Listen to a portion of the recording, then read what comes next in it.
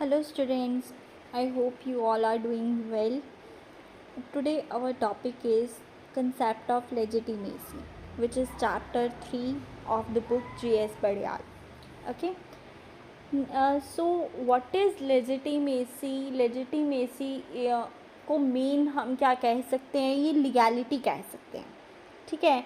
और इसका जो ओरिजिन हुआ था वो एक लैटिन वर्ड से हुआ था, लेजिटिमस, जिसका अपने आप में मतलब था लीगल.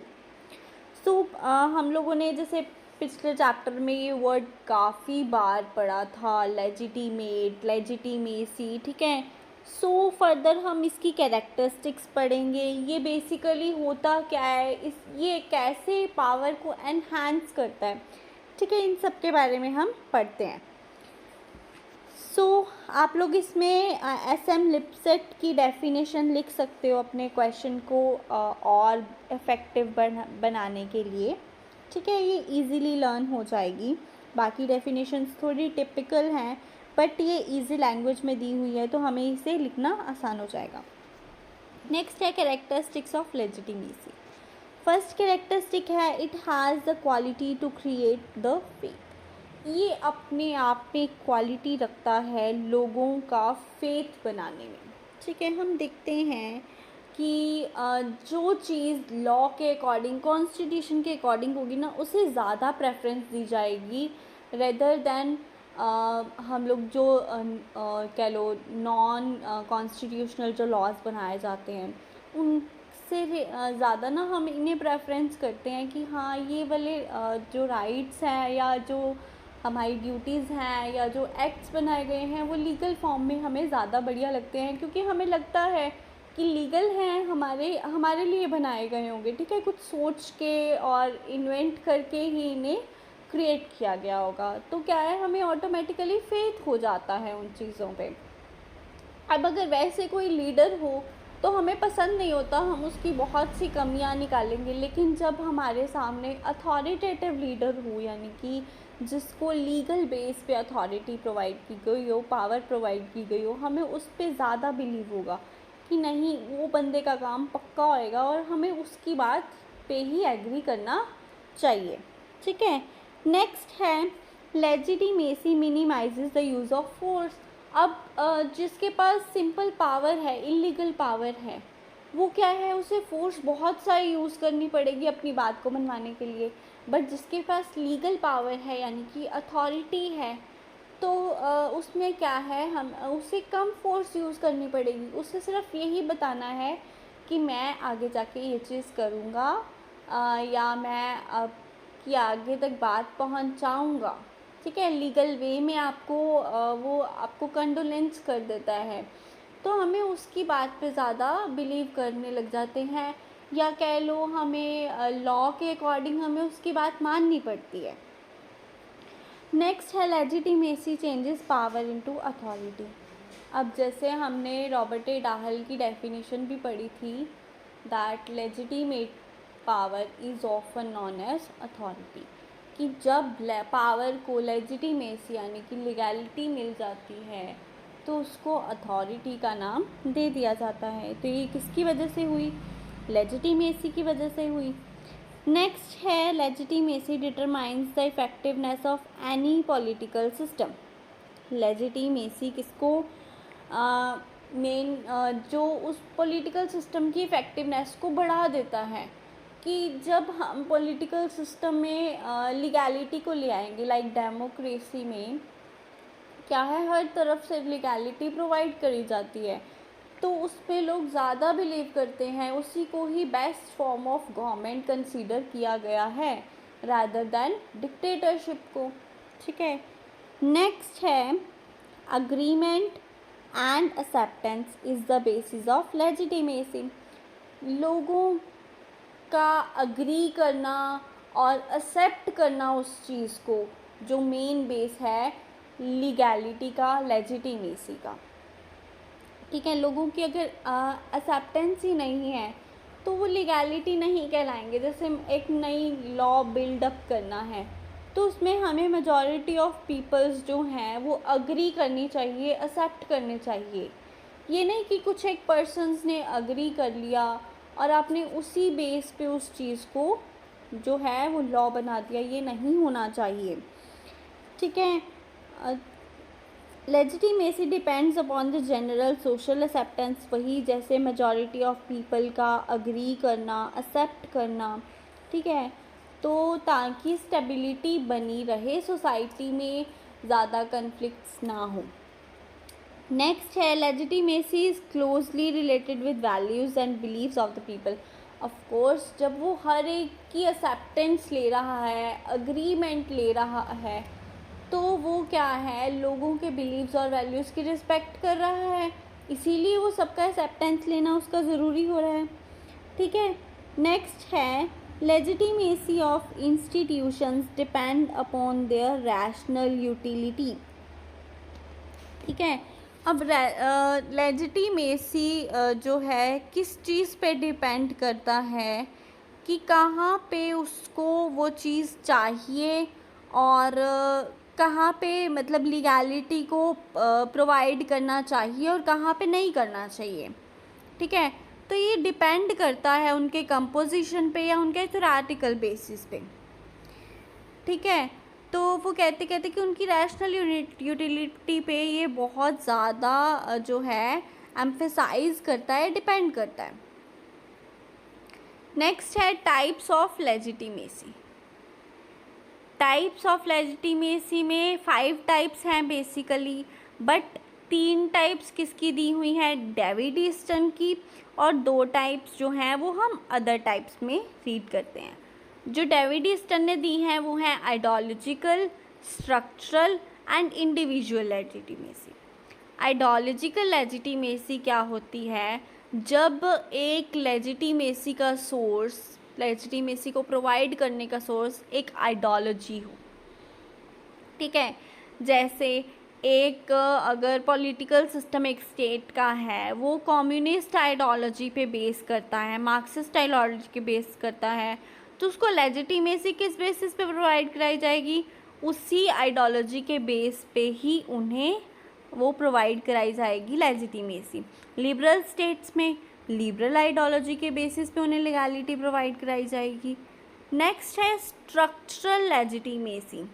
स्ट्रक्चरल लेजिटिमेसी क्या होता है, जब पर्टिकुलर इंस्टीट्यूशन पे या स्ट्रक्चर पे लोग बिलीव करना स्टार्ट कर दें, ठीक है। जैसे पार्लियामेंट, अब अगर लोगों का पूरा फेथ है पार्लियामेंट सही डिसीजन लेगी, तो लेजिटिमेसी किसके द्वारा प्रोवाइड कराई जाएगी, पार्लियामेंट के द्वारा।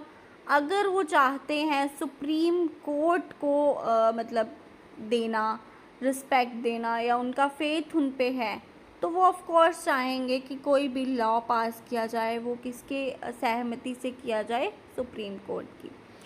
नेक्स्ट है इंडिविजुअल लेजिटिमेसी, इंडिविजुअल के बेस पे, ठीक है। जैसे किसी पर्सन पे उन्हें बहुत भरोसा हो कि वो तो पर्सन गलत डिसीजन ले ही नहीं सकता, जैसे कि इंडिया में महात्मा गांधी, पंडित जवाहरलाल नेहरू, इंडोनेशिया में डॉक्टर सुकार्नो, ठीक है, और नेल्सन मंडेला साउथ अफ्रीका की, ठीक है। ये पॉपुलर लीडर्स थे जिन पे लोगों को पूरा भरोसा था कि ये कभी भी गलत डिसीजन नहीं ले सकते हैं। नेक्स्ट है जो अदर टाइप्स हैं, उसमें फर्स्ट टाइप है कॉन्स्टिट्यूशनल लेजिटिमेसी। जब लोगों को बिलीव होना स्टार्ट हो जाए कि कॉन्स्टिट्यूशन के अकॉर्डिंग अगर लेजिटिमेसी प्रोवाइड होगी तो वो कभी गलत नहीं होगी, ठीक है। तो क्या है, हम उसे कॉन्स्टिट्यूशनल लेजिटिमेसी का ही नाम दे देते हैं। ये बेसिकली स्ट्रक्चरल लेजिटिमेसी में भी हम काउंट कर सकते हैं कि कॉन्स्टिट्यूशन भी एक स्ट्रक्चर है, एक इंस्टीट्यूशन है जिस पे लोगों को बहुत भरोसा है। जैसे इंडिया में लोगों को क्या है, कॉन्स्टिट्यूशन पे पूरा भरोसा है, और ऑर्डिनेंसेस किसके द्वारा इशू किए जाते हैं, प्रेसिडेंट के द्वारा, ठीक है। नेक्स्ट आती है ट्रेडिशनल लेजिटिमेसी। ट्रेडिशनल लेजिटिमेसी में क्या होता है, जब लोग क्या है किसी पर्टिकुलर रूलर पे या उसके ही राज्य पे, ठीक है, बिलीव करना स्टार्ट कर दें। क्योंकि उसके पूर्वजों ने बहुत अच्छे काम किए थे, ठीक है, और उसी से ही वो लेजिटिमेसी लेना चाहें तो उसको ट्रेडिशनल लेजिटिमेसी बोल देते हैं। नेक्स्ट है क्राइसिस ऑफ लेजिटिमेसी, कि अब लेजिटिमेसी में ऐसे क्या क्राइसिस आते हैं जिसकी वजह से लेजिटिमेसी जो लीडर्स की थोड़ी डेंजर में आ जाती है। वो रीजंस हैं उसमें से रीजंस हैं न्यू सिचुएशंस, ठीक है। न्यू सिचुएशन, जब कोई सोसाइटी में एक टाइम के बाद अगर कोई नई वैल्यू लाना चाहता है, लाइक कोई चेंज लाना चाहता है, जैसे किसान बिल आया था, ठीक है, उसमें क्या था, उन्होंने नए कंसेप्ट लाने की कोशिश की थी, ठीक है, ओल्ड कंसेप्ट को हटा के उन्होंने नए कंसेप्ट लाने की कोशिश की, कुछ चेंज लाने का कोशिश किया, बट लोगों को वो चेंज पसंद नहीं आया, ठीक है। तो इसकी वजह से क्या है, उनकी लेजिटिमेसी डेंजर में आ गई थी, है ना। तो लोगों के बिलीव्स के साथ, कहते हैं उन्हें कस्टम्स के साथ जो उन्हें हर्ट करे, उन्हें कभी भी चेंज नहीं करना चाहिए।